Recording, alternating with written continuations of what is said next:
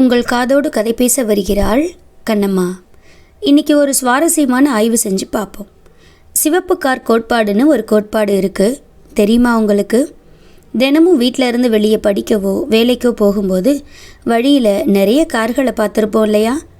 இன்றைக்கி கூட பார்த்துருப்போம், அப்படி தானே?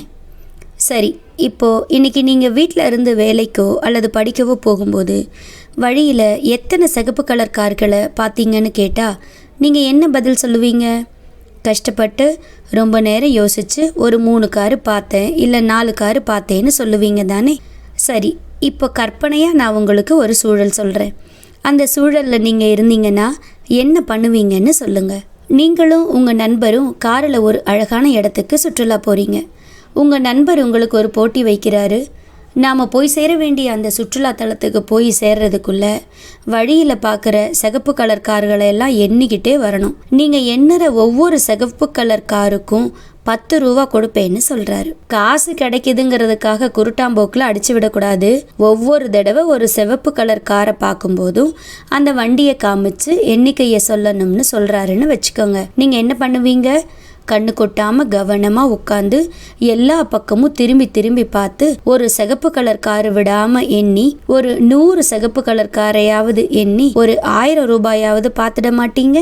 சரி, இப்போ விஷயத்துக்கு வருவோம். தினமும் நாம் பயணம் செய்யும்போது வழியில் ஆயிரக்கணக்கான சிகப்பு கலர் காருங்க போகுது வருது. ஆனால் அப்போவெல்லாம் நம்ம கண்ணில் படாத அந்த சிகப்பு காரு இப்போ மட்டும் எப்படி சரியாப்பட்டது? ஏன்னா நாம் கவனமாக இருந்து விழிப்பாக இருந்து தேடணும். அதனால் நம்மால் ஒரு பயணத்தில் ஒரு 100 காரையாவது எண்ணி ஒரு 1000 ரூபாயாவது பார்க்க முடிஞ்சுது. நாம் பல நேரத்தில் இதை தான் லக்குன்னு சொல்லிட்டு இருக்கிறோம்.